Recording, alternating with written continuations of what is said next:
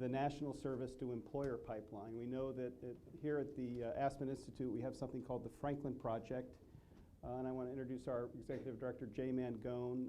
General Stanley McChrystal is our chair.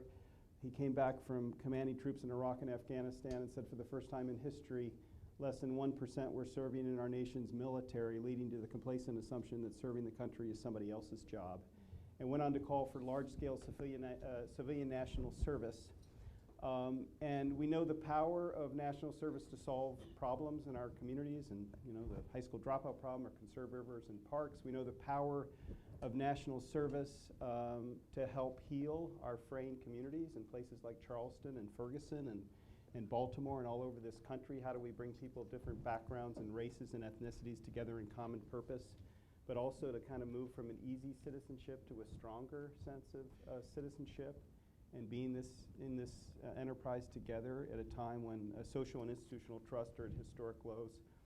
But finally, how do we actually strengthen the idea of national service as a pipeline to success in college, to success in employment, and in success in life? Mackenzie's guidance to me was create a revolution, and my only guidance, so we have a group of wonderfully revolutionary thinkers on our panel today. Wendy Spencer was unanimously approved by the U.S. Senate, which is rare these days, confirmed by the U.S. Senate. She is CEO of the Corporation for National Community Service. Formerly, she was the CEO of the Florida Governor's Commission on Volunteering and director of the Florida Park Service. A bunch of really cool jobs. So thank you for being with us, Wendy. Carrie Hessler-Radelet is the 19th director of the Peace Corps and walks the talk. She was a Peace Corps volunteer in Western Samoa. She spent the following 2 decades of her life working in public health, and it's just an extraordinary idea and agency that's been in existence for more than 50 years. Michael Montalongo is the Chief Administrative Officer and Senior Vice President for Public Policy and Corporate Affairs at Sodexo. He's former Assistant Secretary of the Air Force for Financial Management and is a 20-year veteran of the U.S. Army. And finally, Carol Roberts is the Vice President of Talent Acquisition at the American Red Cross, and formerly was in a similar position at SunTrust Bank and President of HR On Call. Carrie, let's start with you. What is the Employers of National Service Initiative? Where did the idea come from, and what does it mean for the Peace Corps? Excellent question. Can I ask, though, before we start, how many of you have served your nation one way or another? Wow. Okay, well, we are preaching to the choir, but it just shows you how many fabulous people have served. So you know what it's all about. Basically, and you already more or less said it, it is a way, it's a talent pipeline to get people who have served their nation, creative, inspiring, resilient, challenged and challenging people to come and serve employers. It is a way to get talent into the workforce. It's a way of rewarding the people who heed the call to service with a job that will take their talents and their experience even farther. It was launched by President Obama on September 12th, just a year ago, 2014. There's a great quote from him, and I would love it if it would come up right now. Otherwise, I can read it. It's here. Well, maybe I'll just read it while we're waiting. He said, if you're an employer who wants to hire talented, dedicated, patriotic, skilled, tireless, energetic workers, just like all of you, look to AmeriCorps, look to the Peace Corps. Citizens who perform national service are special. You want them on your team. It was started with the premise of what exactly President Obama says, that our people who perform national service, both domestically through AmeriCorps Vista or abroad through the Peace Corps, are people who have incredible skills and talents that we want in our federal government, in our state and local government, in our nonprofit organizations, and in our for-profit organizations, that they are people that America needs to build our credibility into the future. It's an increasingly complex and interconnected world. We need people who have skills in language, cross-cultural management, helping to negotiate differences among people, being able to relate to different cultures, different economic groups. We need people who are the kind of people that serve in our nation. And we have an increasingly multicultural nation as well. So even though Peace Corps service is international, I think there are many applications back here in the United States. And AmeriCorps, it's the same thing. I mean, Our AmeriCorps volunteers are volunteering in vulnerable communities across our country. They also are working in places of language and cultural diversity. They're working with vulnerable populations. So, you know, the skills and qualities of our national service providers are the same. I want to give one example because I just think examples are so much more powerful than a lot of talk. And this is the example of Emily Boland, who is a Peace Corps volunteer in El Salvador. And she was a community economic development volunteer. And she worked with women's groups, women's entrepreneurship groups. And she had a youth association. And she helped to develop a cooperative to enable farmers to be able to better sell their products. But her career-changing moment came when the mailman, who knew she spoke English, came to her and said, I have several people in my community who are trying to apply for asylum in the United States, and they need your help with the immigration form. Now, the conditions in her little community were difficult. Not only was it economically, there were very few economic opportunities, but there was increasing gang violence, and mothers, you know, Salvadoran families are incredibly close, so you can imagine the despair on a mother's, in a mother's heart in thinking that her best option for her child is to flee to the United States. That is not a decision that is easily made. But anyway, the conditions were deteriorating and families wanted to leave and seek economic opportunity and safety in other places. So Emily started helping people with their immigration forms and basically translating them. And it was her first exposure to the U.S. immigration process. Well, fast forward about a year and a half later, and she applied for a job at the U.S. Citizen and Immigration Services, administered by the Department of Homeland Security. And she got a job represented here. And yes, USCIS. A big employer, Peace Corps volunteers, and I imagine AmeriCorps volunteers as well.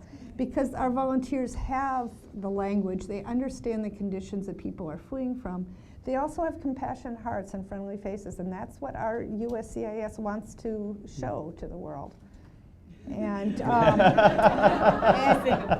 Emily, one of the things Emily said is that the families were so grateful for her help when she was a Peace Corps volunteer that they used to, drop off bags of mangoes and avocados and what have you. Now she's a refugee officer and she gets actually paid for her services. But building the link, I think the bridge between service and employment is so important. We like it because, first of all, we think our volunteers are incredibly talented, they're resilient, and they have so many skills. So we want to be able to show that they can shine in other venues. But in addition, it's a recruiting hook for us, too, to be able to say that if you're a Peace Corps volunteer, you're going to get a job that's going to take you on to a career. So those are the two reasons why we think it's really important. And we were so delighted to join CNCS and the Franklin Project and AmeriCorps Alum and the National Peace Corps Association in this incredible opportunity. Wonderfully said, and your timing was perfect. Entry, wonderful, smiling face. So Wendy, a lot of us in this room were with you when President Obama launched Employers for National Service and did it in a wonderful way with 3 former U.S. presidents on a bipartisan basis. Tell us, we're all interested, how is it going? What were the goals? What's the impact? What's your vision for the future? Great. Thanks so much. It's great to be here at the Aspen Institute. And echo all of my words my sister in service, Carrie, said about the wonderful benefits for the participants.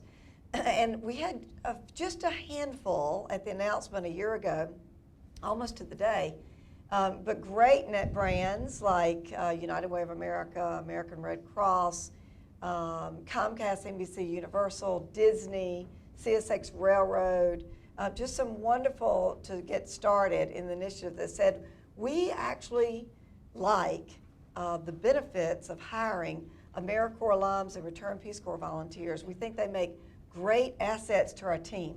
They're problem solvers. They know how to work with diverse group of people.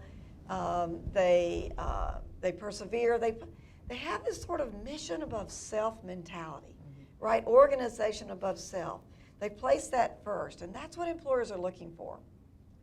So if you think about this like almost a solution, really, to some of America's problems, it's really a good one, and then I'll tell you the results where we are today.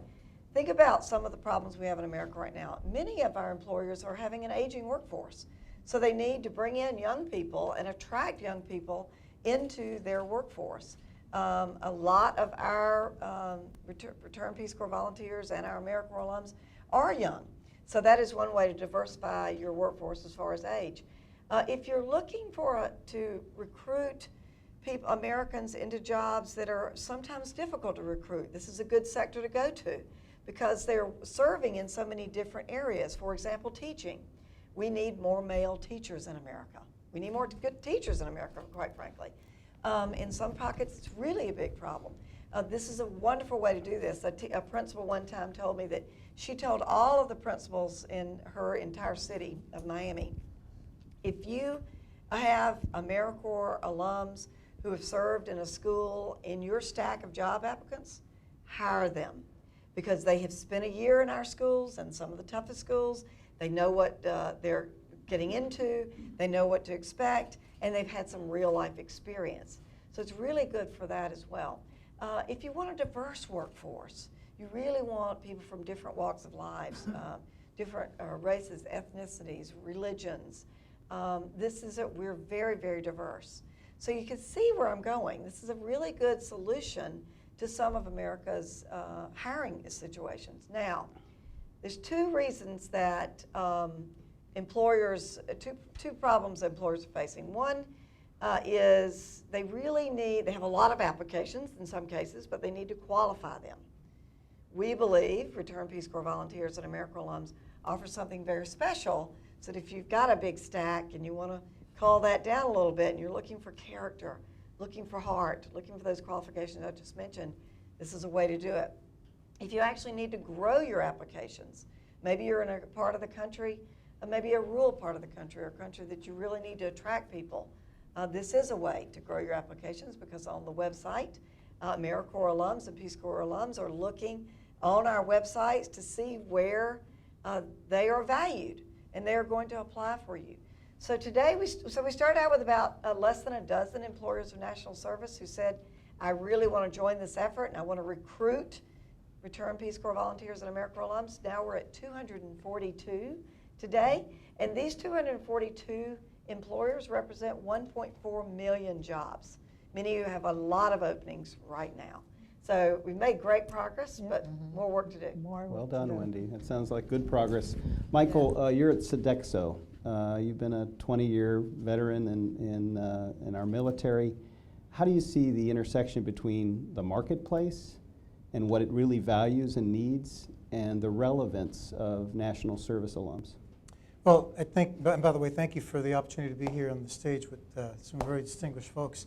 But I think that Carrie and Wendy have already touched on many of the things that I think anyone that's running an organization, whether it's a for-profit organization or a nonprofit organization, is doing these days, and that is seeking the best talent available. I think McKinsey was the one that had quoted back in the 80s that there is a war on talent. And that was really just a shorthand way of saying that arguably the most scarce resource is talent. There's lots of other things clearly that are scarce, but I think that most of us that have an appreciation that lately in the last couple of days have seen the U.S. Open, that have an appreciation for sports and maybe are sports enthusiasts yourselves, can appreciate that when you feel the best team, generally speaking, you're going to prevail in whatever competitive endeavor you're involved in. So certainly companies today are looking for the absolute best talent. And one way of doing that certainly is through credentialing. So formal education helps in that process in trying to sift out, among the different individuals that are competing for open opportunities at different companies or organizations, how do I discern that this individual is going to be a good fit for me, is going to be successful in our organization, and so forth. So certainly the formal education process helps in that credentialing. But then I think, as you've pointed out, when you have some of these life experience opportunities, the military certainly is one. But having served in a capacity like we've already discussed, whether it was the Peace Corps or AmeriCorps or City Year or many of the other types of service opportunities that are available around the country, that then distinguishes that individual as not only having the educational background and perhaps maybe some of the competencies that employers are looking for, technical competencies, but also, as you were pointing out, some of these other areas that sometimes are not easy to quantify.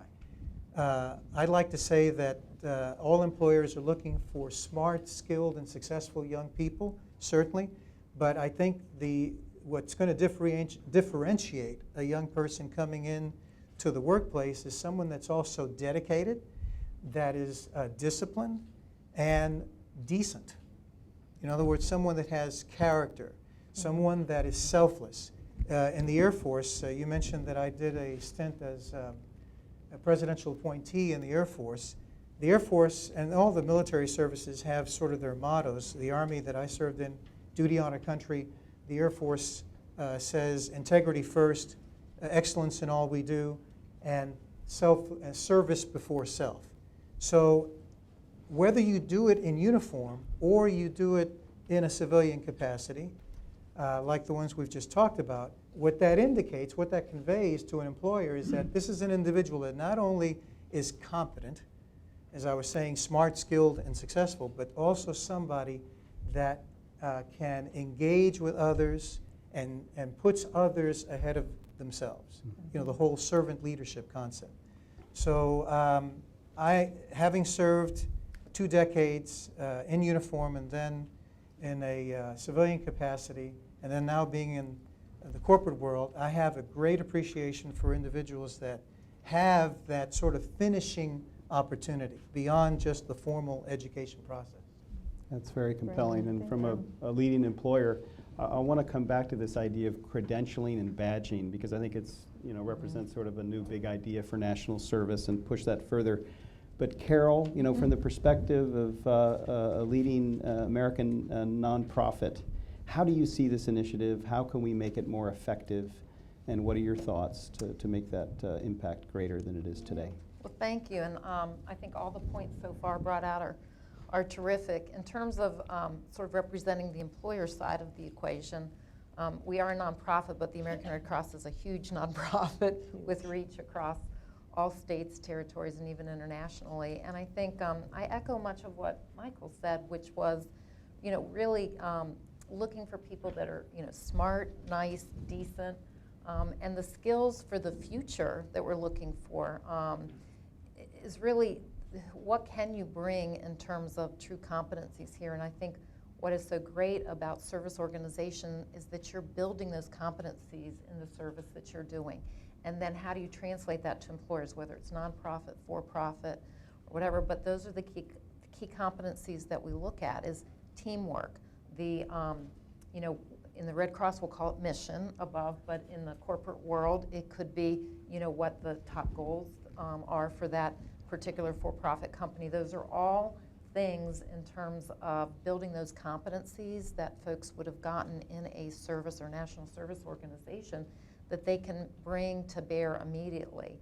And I think from an employer perspective is understanding it's less about what I call, my business is talent acquisition, so the vertical on the resume, you have X number of years of experience in this particular discipline. And it's more about, well, tell me about the competency, because if you've got that ingrained competency, that's easily transferable. I can teach you the skills, okay? I can teach you, how to, help at a mass care facility or a shelter when we have a disaster, an emergency. I have people in my organization that can do that.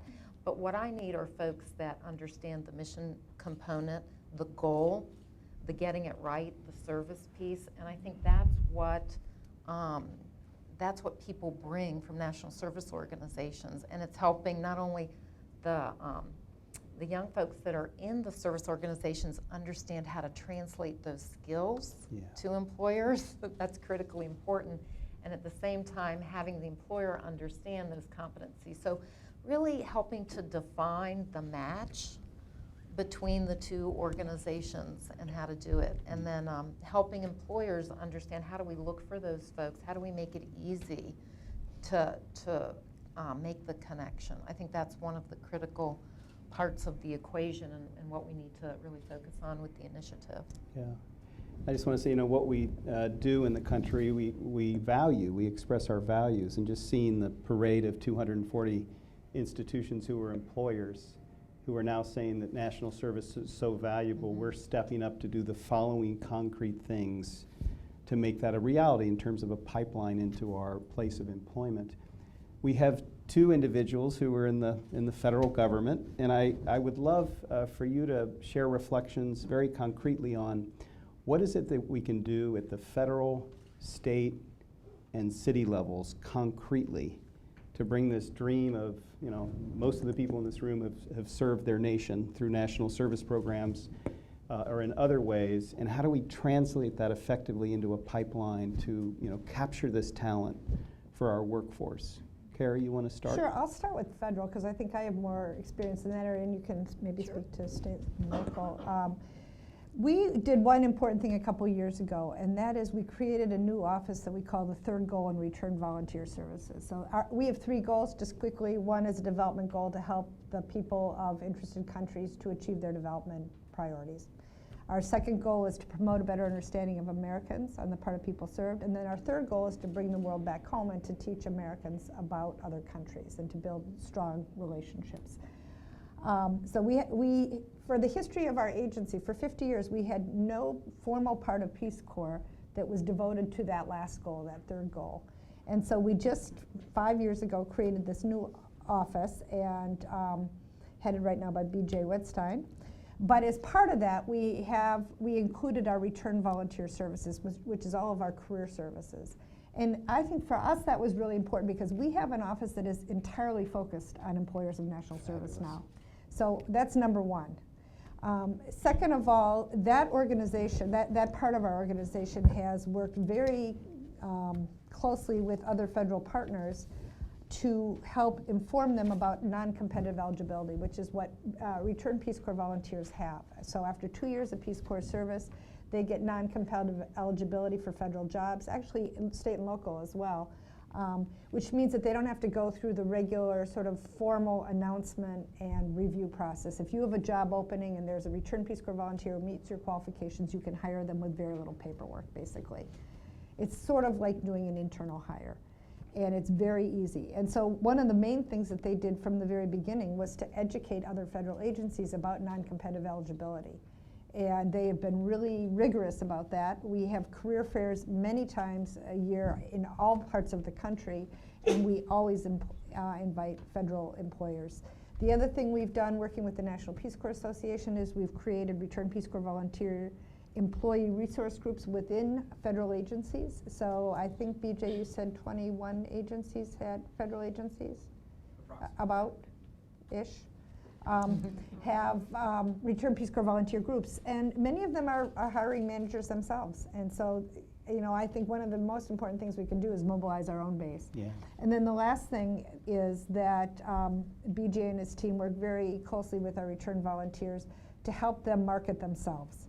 We work on resume development, interviewing skills. We help them with linking with appropriate jobs, trying to get a sense of what actually you might be qualified for, et cetera, et cetera. But we really do a lot to help them through their resume and through interview skills development to market themselves so that these soft skills, these resilience, perseverance, creativity, ability to work, to work in situations that lack clarity, along with cross-cultural skills, working with intercultural teams, language, etc. All of those things are things that employers nowadays need, no matter where, even if they're a global organization or if they're local right here. Those are all skills and values that our organizations, our employers need. And so helping our return volunteers to be able to communicate with some concrete examples how they personify those skills has been an important part of our work. Those are wonderful examples of institutional changes that will help generations of Return Peace Corps volunteers access some of the best jobs in government. And we just talked to Max Steyer, the Partnership for Public Service. What if Best Places to Work, which is always gets a lot of public visibility, embedded this idea of, well, part of what it means to be a best place to work is to hire people who have shown the dedication and service to country and the skills that the government needs right at a time when less than 20% of the workforce is below the age that we need to ensure a strong talent pool. Wendy, tell us a little bit about what's happening concretely at the state and city levels, including your idea around rural areas. Great. So, and I'll touch base on benefits for cities and for rural areas of feedback that I've gotten from governors and mayors. But first I'll share exactly what we're asking employers to do. And here's sort of a list that you can come up with to do. For example, you could put a checkbox on your employment application that said, have you served in AmeriCorps or Peace Corps? Please describe your experience. That's a great thing for a hiring manager. That's kind of a cue. Ooh, let me delve a little bit more into that. In your job applications, in newspaper, radio, media applications where you're posting the job applications, you could put AmeriCorps, Peace Corps, alums, encouraged to apply. Maybe in your communications internally, hiring managers can send out notices. We're looking for veterans, for AmeriCorps alums, for Peace Corps alums. Look for those and talk it up. Tell your colleagues in the communities that these are people that we value and they bring great skills and we want them to apply to our company. So you can sort of build this out any way you like to in your way to recruit great Americans to come to work for your companies. And the feedback I've gotten from governors and mayors is very interesting. Mayors from cities say we really want to offer opportunities to our own citizens. We want homegrown opportunities right here. We want to keep them from leaving our cities. We really want to have a robust hiring practice to support those who are here locally, which I think is it's a great opportunity to amplify that when you're looking for AmeriCorps members or Peace Corps volunteers who are returning back and serving those communities. Rural communities, it's a little different. What we find in rural communities is AmeriCorps members move into, in large part, move into Montana, Wyoming, New Hampshire, Vermont, rural Kentucky, Oklahoma, because of their service. So they lived somewhere else. They moved across the country to go and do conservation work or serve in a school or serve on an Indian reservation or something. And they love it. They get ingrained in the community differently than if you just moved to a community and just took a job for an organization that is not community-based. They get very entrenched in the community. And what happens with that? At the end of their year of service, I'm speaking primarily for AmeriCorps alums, they don't want to leave. But they need an opportunity available to be able to stay in the community. So when I travel the country in rural communities and in rural states, for example, Governor Bullock in Montana said, keep coming, you're growing my state. These AmeriCorps members are staying here. We want to provide more opportunities to them. Ran into the Tulsa, Oklahoma mayor a couple of weeks ago. He said, Wendy, thanks for growing our city. They moved in here to serve and they're staying and we love that. And we want to provide opportunities to them. In the Northeast when I travel, the same thing. Mayors quickly say, oh, I just love AmeriCorps members because they come here and stay. Same for Return Peace Corps volunteers. Many of them are not only bilingual but trilingual sometimes, so they bring different cultural experiences that is often needed in some of our city, urban, and rural communities. So this is the feedback I'm getting as an asset. So it's kind of interesting, isn't it, to think about that as a rural real strategy. asset. Really Can is. I just give an example? Sure. Because I think that's a really important point that I had never thought about before, but I was just out at Dene College, which is a Navajo Nation university, and the president of Dene College is a phenomenal woman, and her husband, who is the chair of academics, was a returned Peace Corps volunteer, but he wanted to continue to serve, so he moved out to the Navajo Nation just to do a year of AmeriCorps. And he ended up staying. He fell in love. He has never left. And you know what? Their university is filled with returned Peace Corps volunteers and AmeriCorps alums. And so that's just another example. It's great. Yeah. That sounds so familiar. We get involved in the national service community. We never leave. We're here 30, 40. Harris Wofford should stand up here so many years later, having done Harris. so much. Harris is a founder of both organizations.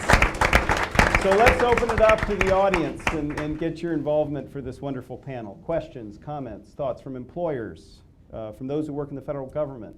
We hope to come at the end of this session with concrete ideas of how we can make institutional changes to grow this big idea of putting national service at the center of employment opportunity. So questions, comments? Yes? Hi, I'm Madeline Yates with the Maryland DC Campus Compact. Oh, And we're good. working really closely with all of our K-12 leadership as well around the pipeline issue, but we call it college, career, and civic readiness. Yeah. Would there be any value added or detracted by pairing more overtly the employment pipeline with the citizenship pipeline? And I don't mean by that to exclude non-citizens. Yeah, wonderful question. Yeah. Who wants to take it? What was the College, career, and college, civic career, readiness. civic readiness? I'll jump in. So I'm so frustrated every time you see that tagline of what we're preparing young people for. It's always, graduate high school, college and career ready, and then it stops.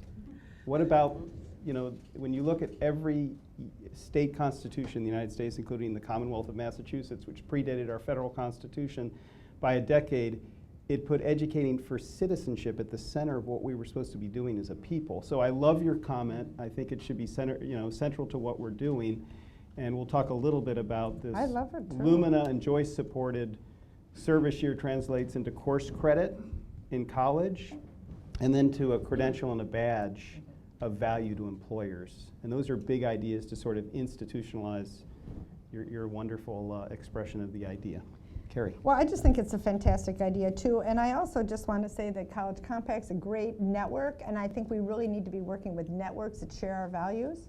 So, I mean, that's sort of a different issue, but I mean, I think that, as we look around, there's so many networks that support ideas of, civic responsibility that we need to be working through those and then making the connection between, college, career, and civic readiness. I mean, Wendy and I were just on the mall on 9/11 Day of Service with AARP, another fantastic network of people, many of whom are also employers. So we need to be working through these large networks, and that's how you actually incidentally get to the culture change. Yeah. Is because, I mean, what we really want to do, what I am very interested in at least, and I think General McChrystal is too, and all of us, I would venture to guess, is just creating a culture where national service is expected and valued. Mm-hmm. And in order to do that, you've got to get a significant percentage of your population on board. And so working through networks is such a great idea. And making the connection college, career, and civic readiness is just one perfect way of anchoring it. We're building a service year alliance in campus we'll be coming back to you shortly. Yes, BJ. Michael, I really appreciated what you said. Microphone, yes, very important. Hi, everybody. I'm BJ Whitestein with Peace Corps. At Peace Corps, we've had a lot of really good luck, or not just luck, but we've had a lot of success working with government and nonprofit to employ returned Peace Corps volunteers. And I really like what you said about service alumni being dedicated, disciplined, and decent. And I had the good fortune to hear you speak in the earlier roundtable discussion about making the value proposition for national service. But I'm really intrigued by this concept of decency, right? Because we're hiring for character, we're hiring for values. So I was wondering if you have any advice coming from the private sector about how we communicate that decency and character in a way that creates that value proposition for nonprofit or for for-profit employers. Well, thank you for the question. I think that in many ways, whether you're a for-profit organization, I want to go back to it because I think this sort of transcends whether you're a publicly traded company, a private company, or a nonprofit endeavor, because what's common throughout that, the thread that's common throughout that is people, is talent. All of us are looking for the best talent that we can get. But I think, and I'm sure Carol will, at least I think, testify to this because she's a talent acquisition expert. What, at the end of the day, you hope to find individuals that have a good fit, a good match with what that individual can potentially bring with him or her and the organization's culture. regardless, again, whether that's a for-profit, nonprofit, government organization. And so I think in many ways it sort of begins with an introspection of, at least from the employer's perspective, you know, what are we about? What's our culture about? What do we stand for? What is it that's really important to us? At Sodexo, for instance, I just use this as an example, but there's other organizations as well. For us, being part of this initiative was really a no-brainer because we're in the service industry. It's part of our culture and makeup among our employees to have a very strong service ethic, service orientation already. One of the activities that we're very proud of is we have a foundation. The company has a foundation called the Sodexo Foundation. And in that foundation, we're committed to eradicating childhood hunger in the U.S. And so all of our employees are intimately involved in doing that. But it's a nice segue from what we do on an everyday basis with our clients when we provide the services over, I think, 100 some odd outsourced services. We call them quality of life services to our clients. So when we're looking for colleagues and employees to join the company, we're looking for individuals to have that very strong selflessness, service orientation, service ethic already coming in. So when I heard about the activity that we were doing and really trying to get this up and running, it just seemed like a very natural fit for our company to be involved in it. But I was just using that only for illustrative purposes. There are other companies, other organizations across the board that have, you know, that are, I'll call it value-driven, if you will, or they have a strong code of ethics or a strong set of values that defines the culture of the organization. And my guess is that those are the organizations that generally are going to be very receptive to what we're talking about this morning. Because in addition to having the technical capability that all organizations are looking for, I think that they're also looking for individuals that have that cultural fit of being individuals that are oriented towards service. Yes, Scott. Good morning, Scott Beal with Atlas Corps. Mostly here just to hear ideas. We're a proud employer, national service. Almost everyone's been mostly AmeriCorps, but also Peace Corps or Foreign Service. I love the idea of the best places to work list, and it strikes me, you're probably already doing this, but you know, LinkedIn would be an amazing partner with this because even more than the employers, LinkedIn knows who did national service, who's working in these companies, and they could pretty easily publish who are the top 10 largest employers of national service, or by size of company, or, and especially since, while it's not exclusively young people involved in national service, I mean, LinkedIn certainly spans the generations in many ways too. So I think the more that we can do, and even as an employer, shine a light on the fact that employers and benefit from this, and that people, I mean, 250 is fantastic, but we need that number to be a lot larger. Yeah. So I think those types of lists are a good way to do it. Yeah. Wonderful. Thank you, Great. Scott. I think you're right, Scott. Yes, back here in the very back row. Sorry, I can't see your face. There we go. Hi, how are you? Kirsten Baker from Global Professional Search, or GPS. We're a new job matching service which is actually focused very much on connecting global employers to candidates who have overseas experience in foreign language, which is sort of, instead of saying we're a vertical focus, we're sort of a horizontal focus across multiple industries. And the reason we actually started this business was because we recognized that those top 10 kind of not so soft skills that employers want are not really being sourced in the right ways, and that you can find a lot of those skills in the candidates that employers aren't obviously looking for. And we have all this wonderful data that shows us that candidates who have been overseas, either for military or for Peace Corps volunteer experiences working, living with spouses, come back with exponentially those not so soft skills at a much higher rate than the average person. We also see a huge cross section of those skills with people who are just in global service or kind of community service to begin with. So our whole kind of platform now is to help connect employers to candidates who have these skills in addition to language and overseas experience. And we're doing that, and this isn't meant to be a commercial, I have a question here, but we're doing that. It's a good commercial. Go ahead. We're doing that not with job postings or resume postings, but with a matching algorithm, because the idea is employers know what the criteria are that they need.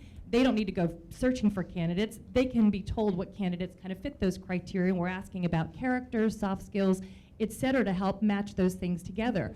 Part of what I'm very curious about is how do we help employers who don't quite yet know that this is a optimal group to be sourcing from and to be recruiting from.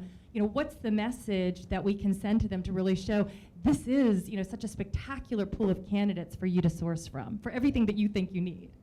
Wonderful. Yeah, Carol? and I think that's a great point, because from an employer perspective, we talked about this earlier in the roundtable. One of the things is with so many competing priorities, how do you make it easy, simple, streamlined, right, for an employer to get on board? And certainly from a recruiting professional's perspective, is taking a look. The way the job market is now, it's sort of into two different buckets, right? You either have too many applicants, and so it's a screening. How do we screen for skills, competencies to help me through, through what technology has enabled to have these huge candidate pools? And then in other types of jobs, you really have to go out and search for them, because you simply don't have. Maybe your job is unique enough, or the market has become so much better in the last several years that there simply aren't enough candidates. So we're sort of on these two extremes. And the great thing about this initiative for employers is it helps solve the issue on both sides, right? So from your point of, so American Red Cross has added to our application process, do you have experience as a national service or in a national service organization such as AmeriCorps or Peace Corps? So again, that's now a criteria we can use. Potentially credentialing, hopefully, will be something in the future that helps us in that big screening pool, right? So how do you winnow down? And then from the search side of it, where we may not have enough candidates, it's trying to identify, and that's sort of where you are, right, in that offering a service there, but how can I more easily connect to that population? Does that population know about what we as either for-profit or nonprofit organizations have to offer? Where would it be sort of a natural fit? Hey, I did this in Peace Corps. I never really thought about doing this for Disney or Stexo or the American Red Cross. I didn't think about that. So how do you leverage both sides of those equations? And I think that this initiative is something that can do that, but we need to make it, again, easy, streamlined for employers to really understand, how do I access those folks? How do I make it easy to identify those folks? And from the population that served our country, then how do we help them engage with employers more easily and bring that experience to the forefront, because that experience is valuable, as we've talked about before.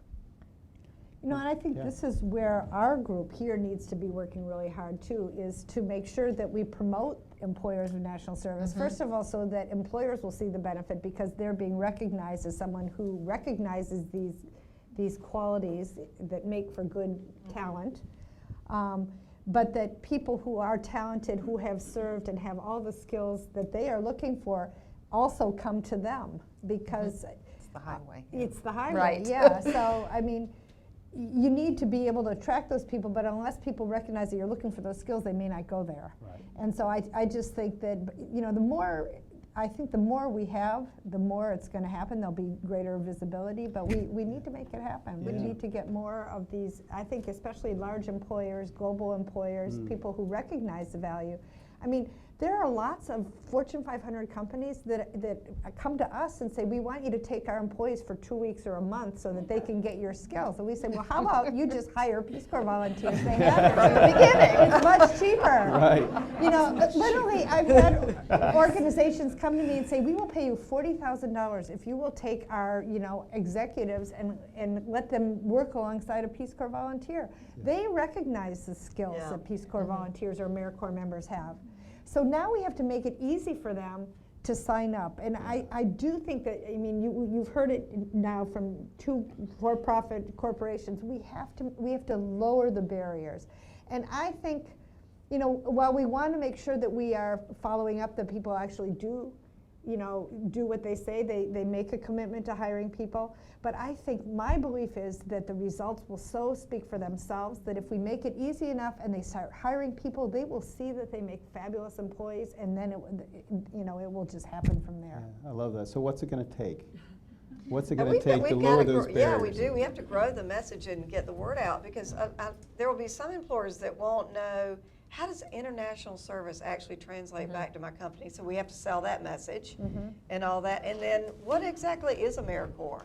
There's still a lot of employees that don't know, employers who don't know what it is. And when we first signed up the initial employers, the CEOs and C-level executives that I spoke to said, Wendy, we're not just doing this because it's an initiative from the president and we want to be on some fancy website. They actually had experience of working alongside or serving alongside AmeriCorps alums and Peace Corps alums. So they actually knew very firsthand the benefits. So these were C-level, the CEO of CSX and Comcast, I mean, they had already been working with these active AmeriCorps members, and they said, we get it. I really want them in our team. I hope that they apply and respond. We're going to be looking for those applications. But they really understood it. So we do have a job ahead of us. Most people know who Peace Corps is, but they may not make that connection of how that translates. We still have a lot of work to do on AmeriCorps and getting the of what it actually is and what these AmeriCorps members now closing in on 1 million of them next year. We should hit the 1 millionth AmeriCorps member. What are they actually, what have they done? What do their experience lead to? So I think getting to national associations of HR directors, working closely with the technology industry, with Monster.com and LinkedIn and others, we need to get the word that there's a real asset here that America owns, and we need to get it out. So how many employers do we have in the room? How many of you, keep your hands up if you're currently a member of Employers for National Service? Oh, wow, it looked like even more than we're employers, so that's good. But see, I have a question. There are some that aren't signing up, that they are national, they believe in national service, but they're not signing up. And I think it's because they're afraid that it's going to become bureaucratic, that they're going to be held to hiring people. Yeah. That they don't response wanna- to That was Yeah. that was my next Yeah. question for Yeah. the group, actually. For those of you who aren't, and Marty, I want to call on you if I could, Marty Rogers from Accenture, who's been in the national service field forever and has, I think, wonderful ideas about what some of the barriers are that we could overcome to make it more attractive to companies that aren't currently employers for national service. Marty, would you share some of those good thoughts? And Bridget, before Marty does, I just have to unfortunately excuse myself. I apologize. Could we give a round of applause for a 20-year veteran of our country who continued to serve as Assistant Secretary for the Air Force and now at Sodexo? Thank you, Michael. Thank you. So Marty? Yeah, so I wouldn't call them barriers, I would call them opportunities. And so just really quickly, for Accenture, we're a large global company. We have about 350,000 employees. We hire about 72,000 people a year, about 12,000 of whom are in the US.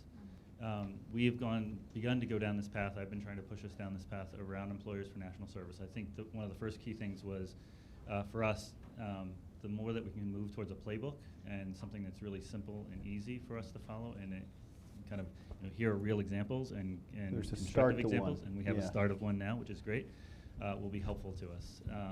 Second thing for us, as we've gone down this path of trying to move back and forth, and I think the panelists raised it, there's a real lack of understanding of what AmeriCorps is, especially on the HR side of things. Yeah. In general, for big companies, there's the HR side and there's the recruiting side. They're not always one and the same.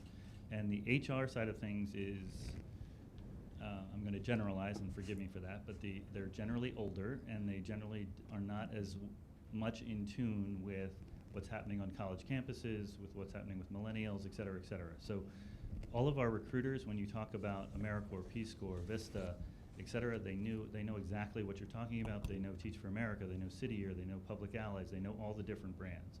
When you talk to the HR side, they have absolutely no clue what you're talking about. So that's another thing just to kind of get over and think about. Third thing was, for for us, we always look to see what our peer group's doing, and so the fact that none of our peers are employers yet raises the bar a little bit and says, well, should we pioneer something here? And then the fourth and final thing, which I think is important for everybody, is just that on this particular point, it has provided an opportunity for us to now go back and say, well, how many alums do we actually have? How does this relate to the military? Right. And I think a real challenge for us is, as an employer, there are all these different things out there. That, the White House wants you to sign up to be part of the Long-Term Unemployed Coalition, which we are. They want you to sign up for different things that have different meanings around, gee, I'm going to make this commitment around veterans, this commitment around different things. That's right. So for us, the question became, if we do this, if we're already struggling to meet our veteran commitments that we've just made and upped, will this further contribute to being a challenge to make, will this take away from our commitment around veterans? And how will this work within the firm vis-a-vis with veterans? So. Marty, that was fabulous. So I just important. note too that the country actually mobilized in employing veterans, has seen the horrific numbers and the failure to reintegrate these people who had put their lives on the line for the country, and the unemployment rate's been cut in half. And you can't go into a community without seeing companies saying, we're going to hire 10,000 veterans over the next 4 or 5 years. And the country's focused on it. But it also raises a question as to, so how do we make civilian national service, and particularly AmeriCorps, which I think has a kind of an less understood, is less understood by employers, how do we affect the same kind of sea change that we've done for our veterans? Wendy? Well, I love the goals that companies have set for hiring veterans. I think that's just a great mark to put out there and then to live up to it. So I think it's great. I think this is more of a, when you've got applications in the queue, letting the world know that you're interested, and other people who serve our country using it as a qualifier. Maybe not as a big goal like veterans. I just think that's such a, we need to push hard on hiring our veterans and keep on that. And I love the veterans preference that we have, and we've had a long-standing tradition of that. And as someone who's hired a lot of people and veterans, I'm real proud of that. I think this is, we do have to continue to get the word out that there are still jobs for people with different skill sets. For example, the number of people who qualify to serve in our military is quite small of those who apply. But AmeriCorps offers an opportunity for those who can't qualify to serve in the military. Maybe they have a disability. We welcome, actually encourage our nonprofits to enroll people with disability as AmeriCorps members. It gives them an opportunity to join a team, to get their first start, maybe as a service member. Those who maybe don't have the academic or the physical set to meet the requirements of the military, we welcome them in. So this actually it kind of broadens your, berth, if you will, of the type of people that you can bring in. And so I think we can do a little bit of all. Yeah, very good. so. Other questions? Yes. All right. Good morning, everyone. My name is Chris Robinson. I'm the president of the Returned Peace Corps Volunteers of Washington, DC. So we've got about 2,000 members here in the area, and our surveys tell us every year that about 50% of them are unemployed and looking for work, so we represent local job seekers in the area. And my question is about leadership development. Clearly the strategy right now is to grow the list, to develop awareness of the program, but have there been discussions later on about creating leaders within these groups that can truly grow the groups? Carrie mentioned the affinity groups that are developing in the federal government, and one of the big reasons for that is that because it gives them an opportunity to organize, to have their needs known, to bring those concerns to upper management, which then raises awareness of NCE and ultimately grows the group. And I think that's just how you affect long-term culture change and truly make it spread. So I was wondering if those conversations have started, if that's the next phase, management track, career training, and that's my question. Wonderful question. And you said 50%? Yes, unemployed? a little bit over 50%. Quarter of them would be returned unemployed, and then the rest say they're underemployed looking for new work. Wow, there's a talent pool. Yeah. Reactions to his good question? Yeah, and I think I'll just comment quickly about the management leadership and the whole role of affinity groups. And I think that is something that as we employ more people that come from a national service background, the opportunity to create affinity groups within employers is strong. So for instance, the American Red Cross, we have a variety of them. They may be diversity focused, veteran focused, and I could see an affinity group, because it can start small, right? You don't have to, it can sort of go along with growing this initiative in parallel.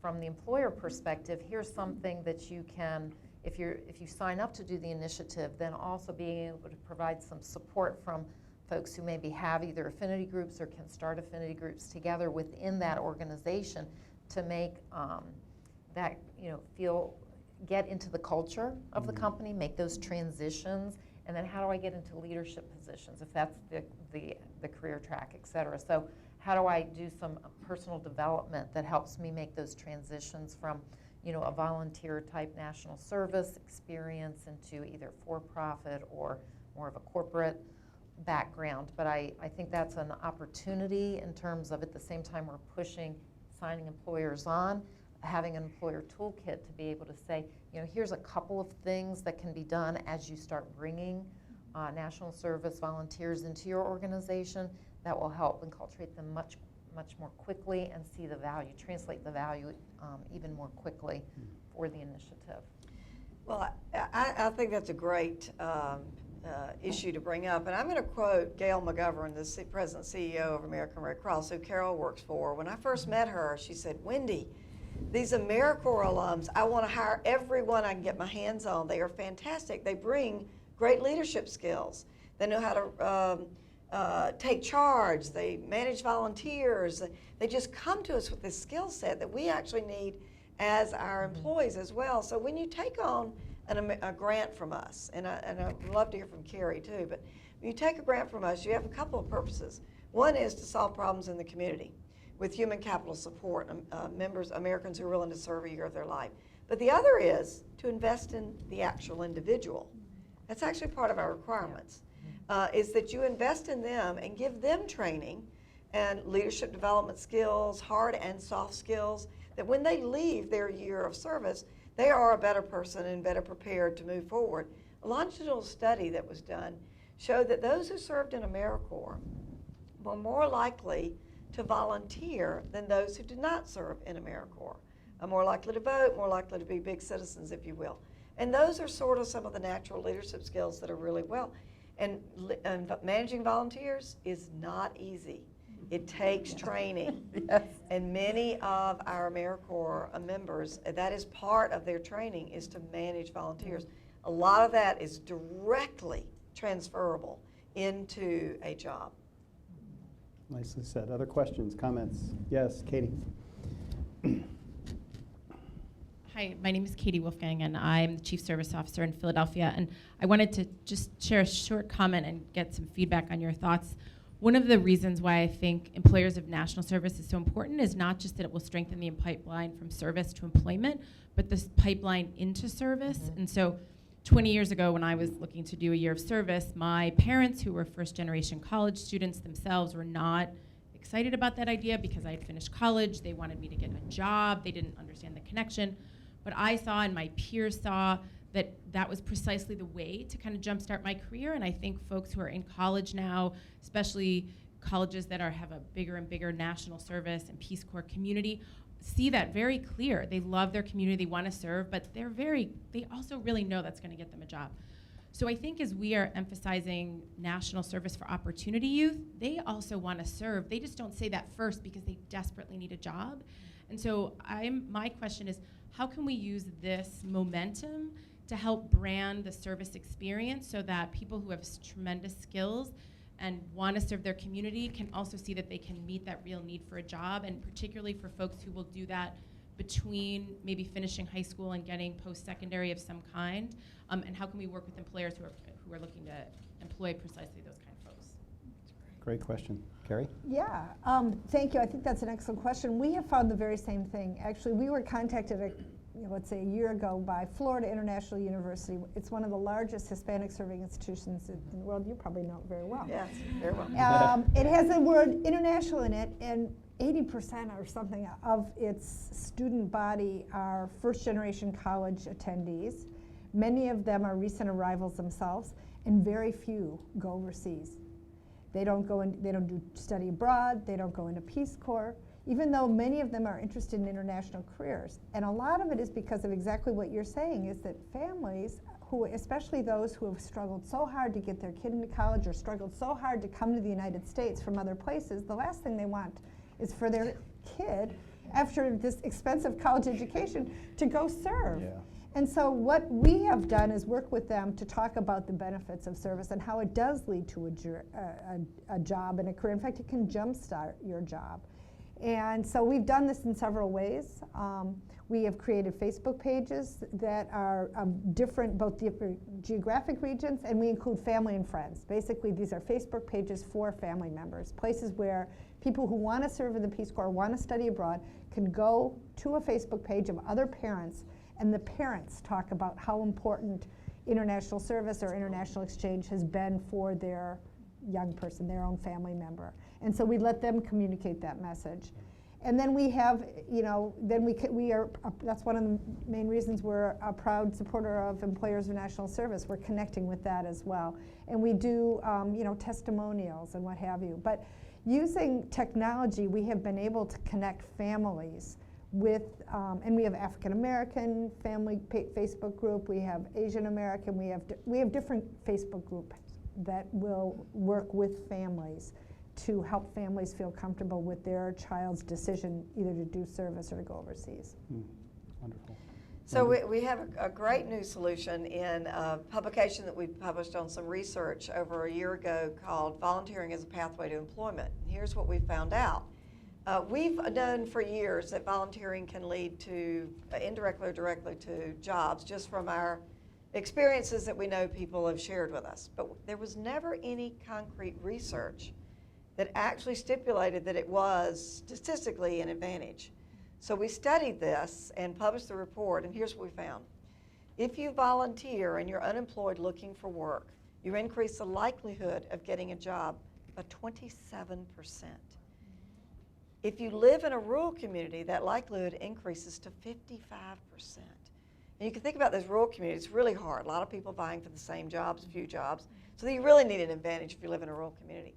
Now, it doesn't speak specifically to national service versus other volunteer activities, but you can imagine the national service is such an infusion, such a saturation of time. You can see that it would be a great benefit, and we hear that from our participants. Many of them get employed directly or indirectly from the host site or someone they came in contact during their year of service.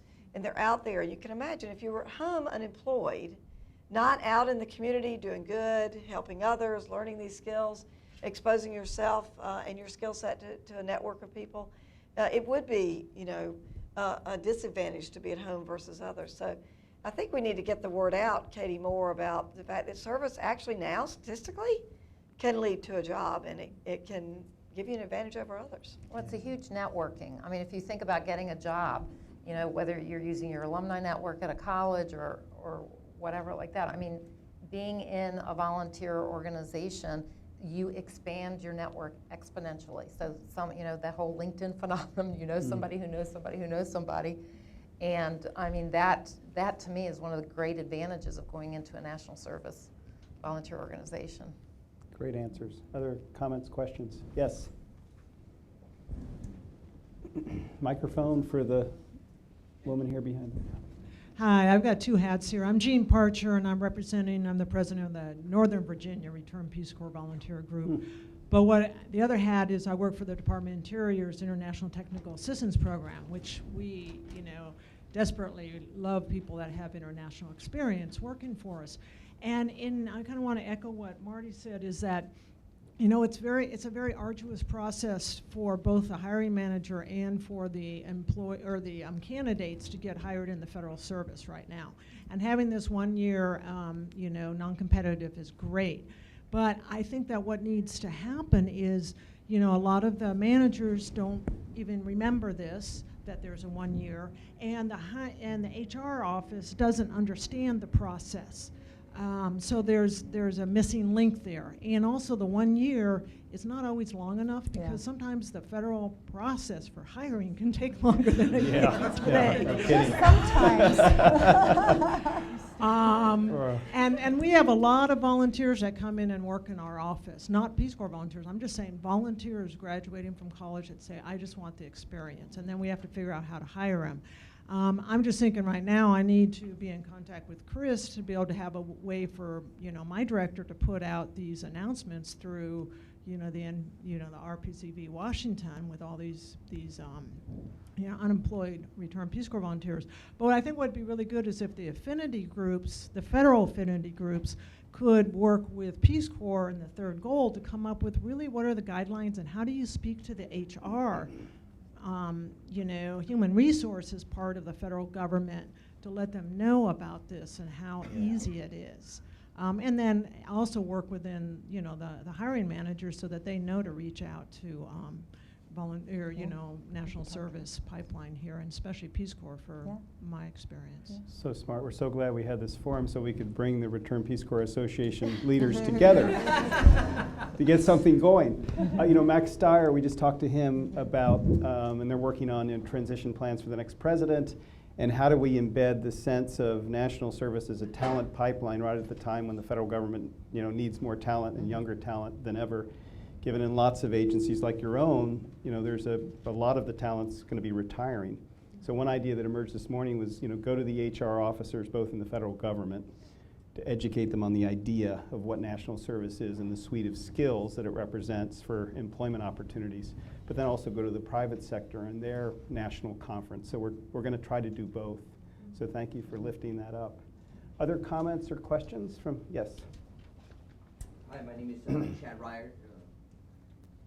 Hi, my name is Chad Ryerson. I'm a returned Peace Corps volunteer. I work for the Department of Homeland Security, Federal Emergency Management Agency. And I'm the Professional Development Director for the Returned Peace Corps Volunteers of Washington, D.C. Very interested in this program. My question is, from a federal standpoint, who is our target? Like, who do we really need to influence in order for the employers of national service to be adopted? I'll give you a great example that really affects all three of our panelists. FEMA. FEMA is a great example, okay? As far as I can tell, FEMA is not part of the employee of national service right now, but it is a fast-growing agency for returned Peace Corps volunteers. We have an incredible relationship right now with AmeriCorps, with our FEMA Corps program. Right.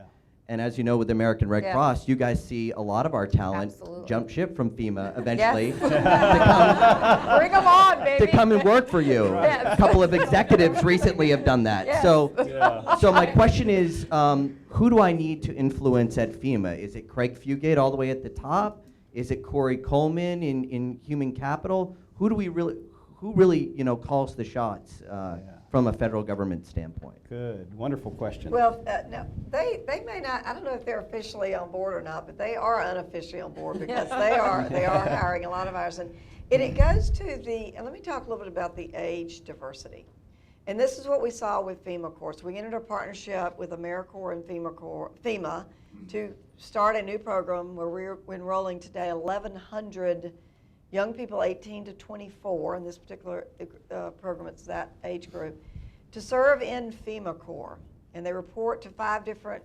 locations around the country. And it's a residential program, and they travel the country in their regions, and they respond to disasters. Well, what happened from this in the beginning, and I can understand it, some of the FEMA professionals were a little reticent, like, now how's this going to work? A young person without any experience is going to come in and serve alongside me. I'm a seasoned veteran with a lot of experience. I really know what I'm doing. How are they going to add value? And that's a very legitimate concern. I agree with that. After it was implemented, when Hurricane Sandy hit, we sent 400 of the newly trained FEMA Corps members into Hurricane Sandy to serve with FEMA, and then more Oklahoma after that, and then other storms. But after Hurricane Sandy, one of the problems in Hurricane Sandy was that there were so many people that needed to get to this thing we call a disaster recovery center to sign up for services. It's very confusing, to the average person who's just gone through their home being flooded out. They don't know where to go, where to find resources. the young people serving as FEMA Corps members worked closely with the FEMA seasoned professionals, and collectively they came up with a unique solution. Why don't we take the application process to them? Let's take our iPads, let's go door to door, let's sit outside churches, outside grocery stores, that use the young power to, sit in this case it was cold, frigid winter instead of the hot sun, but they're willing to do it, and let's sign them up and get them the services to them quickly. Well, that was a combination of young inspiration, thinking about technology, and the seasoned professionals knowing what needed to happen. I give both the credit. In fact, later it was an example that was called out by President Obama as an innovative practice, and now they're doing it all over the country as an official program. But that's, I was in a group, a roundtable with my colleagues, about 12 of my federal agency head colleagues, and I suggested to them that if they're making decisions without someone under 30 in the room, you better think twice about it, because you're not going to make a very balanced, and have the most inclusive process if you're trying to make decisions with 50-year-olds and up. So I'm sorry, but I'm in that category. But and I try to do that myself, and make sure that we have someone under 30 in the room with us, because they're bringing a unique perspective. So this age diversity is a really good reason to employ. And those are compelling underlying reasons, and I think, directly to your question, in the White House they have the Director of Cabinet Affairs, and you have this opportunity to go before the entire cabinet and present an idea or initiative or an issue that ought to be addressed.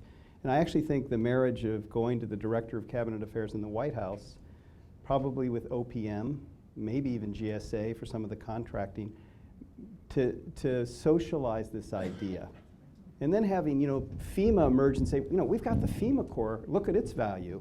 Or we've got the 21st Conservation Service Corps at the National Park Service, here's its value. And here's the talent pool that we could draw on if we change some policies and practices to actually make them part of federal And they're hiring. part of the testimony right now, because they actually are hiring the FEMA Corps alums. And think about it, you're on a year-long interview. Yeah. So they're actually getting to observe their work ethic, their attitudes, their can-do spirit, their technology savviness. They're seeing it. So you're on an interview, and they said it's a huge benefit to us. So a lot of them have been hired. But so I think there's still a disconnect, because if Sure. FEMA is not an official member, there's something wrong here.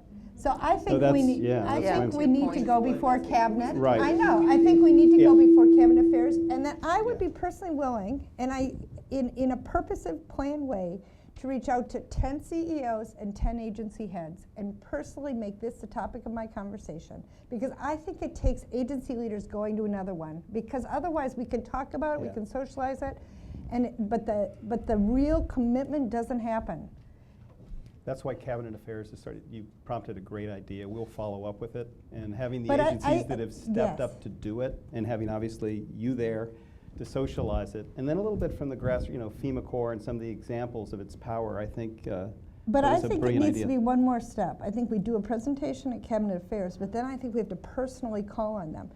I just think that's Sure. what it takes, Yeah. because even a meeting at Cab Affairs isn't enough to Yep. cause people to go to the website. Do the and- three-step. Yeah, I think so. Other questions, comments? Remember, we're creating a revolution. Ben?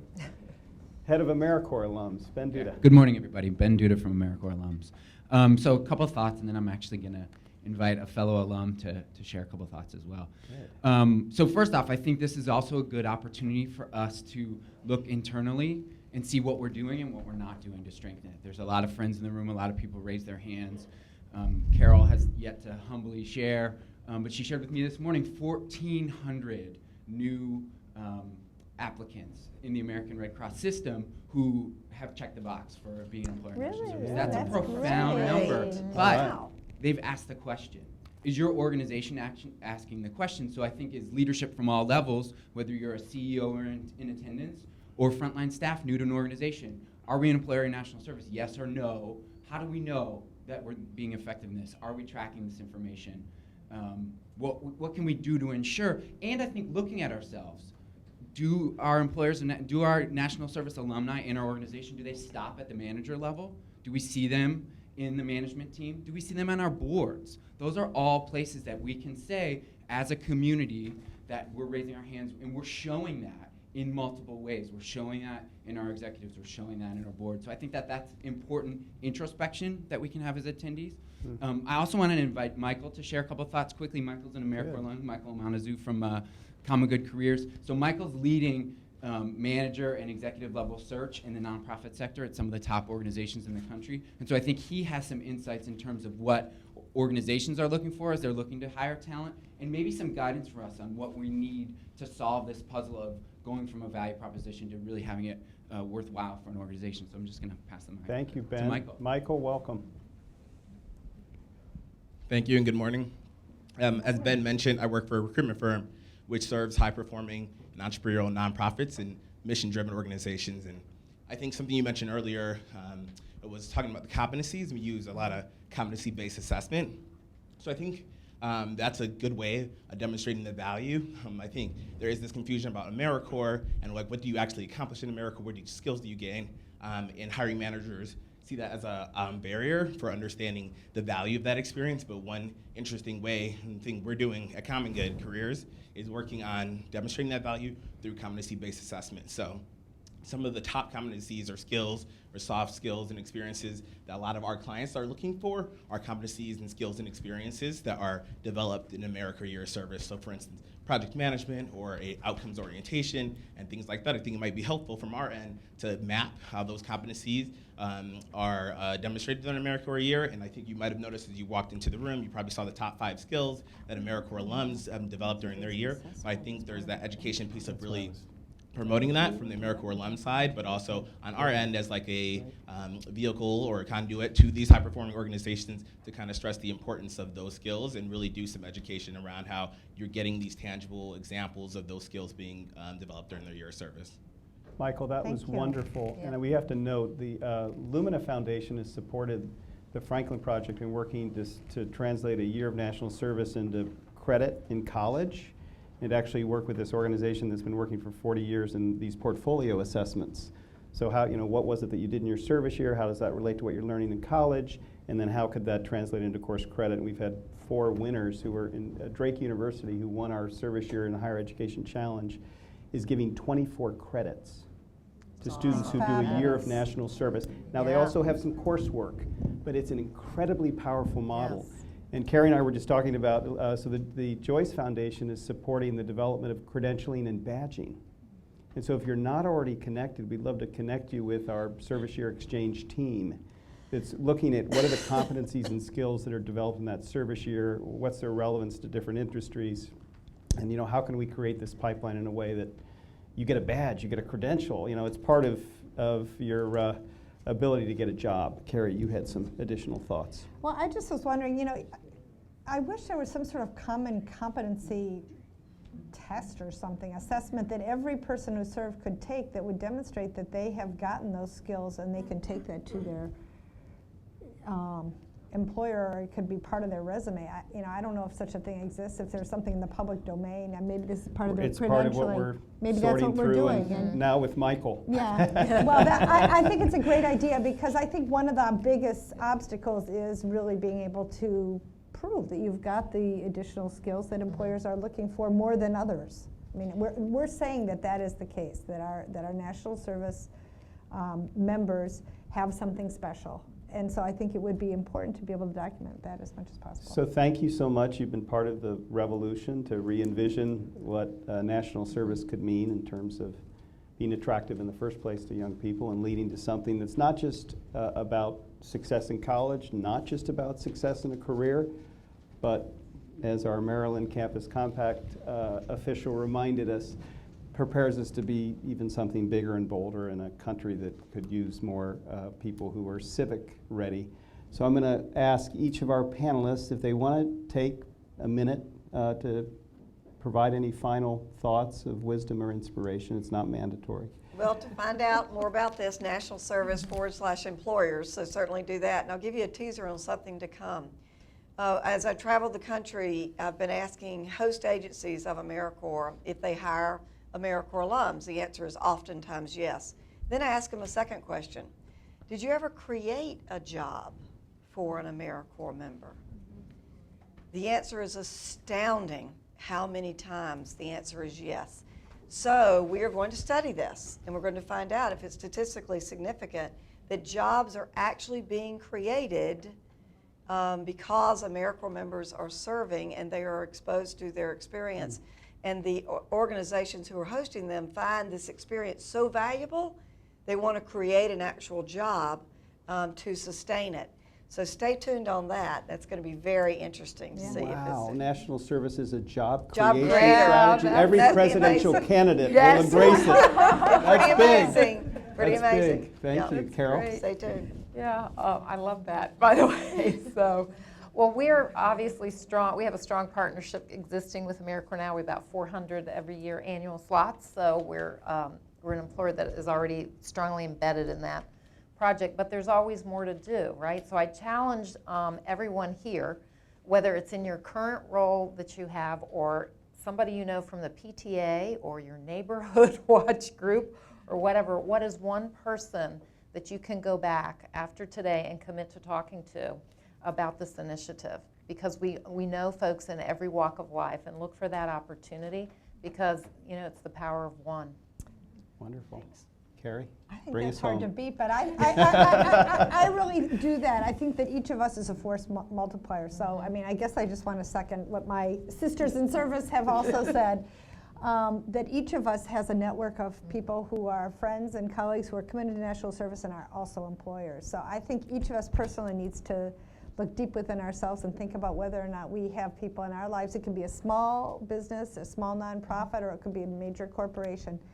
I encourage them just to take a look at the website. There are some great tools now on it. I took a look at it just this morning, actually.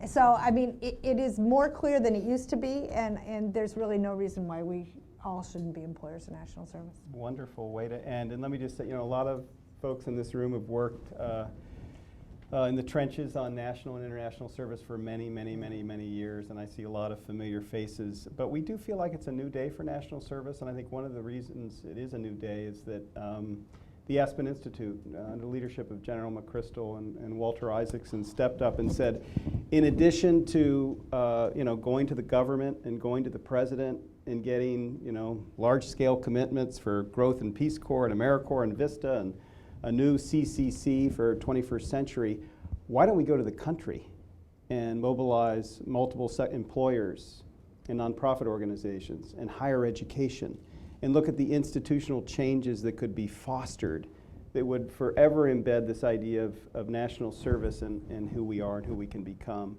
And Walter, the good news is whenever Walter gets a hold of something, things happen. And I'd like to invite Walter to say some final words to the group. Thank you, Bridge, for what you're doing. Thank you, Senator. Good to see you again. And great to see you. We saw each other down in New Orleans when Wendy came down and reminded us how important it was, the people who were in service to America, to save the city of New Orleans.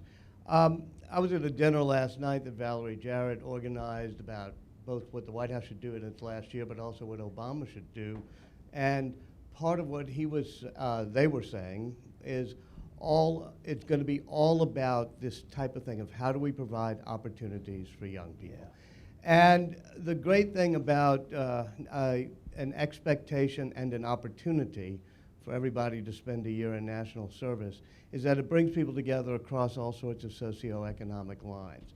But the main thing I was pushing is what Bridge and you all have been pushing today as I've been listening in, which is it's really up to us to get every employer in America behind this. It's not something that can be a government WPA program this time around. Yeah.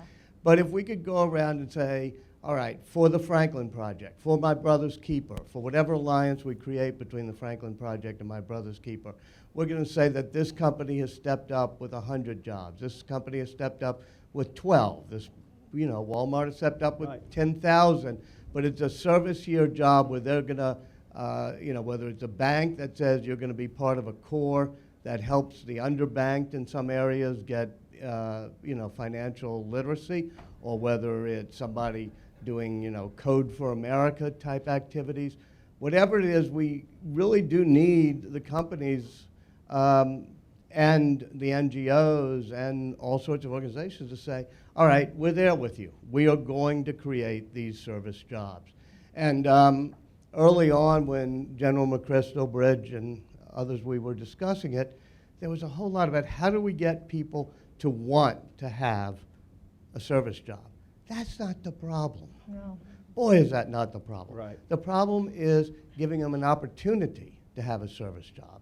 Then we add the expectation that you do a year of service. But you can't do the expectation, and you can't be telling kids you really ought to do a year of service when then they just show up and say, well, where do you want me, boss? And so this is why it's so good. This convening here today is where I think we ought to start with the supply side of 1 year commitment to a service year. And once we have that supply side, I'm absolutely convinced, having been involved with Teach for America, where we still, even with our applications drop, still get 50,000 applications for 4,000 slots. So I do think there's a hunger to serve, and I'm really glad that y'all have come together. Walter, Thanks. thank you. Thank you so much. Thank you all very much.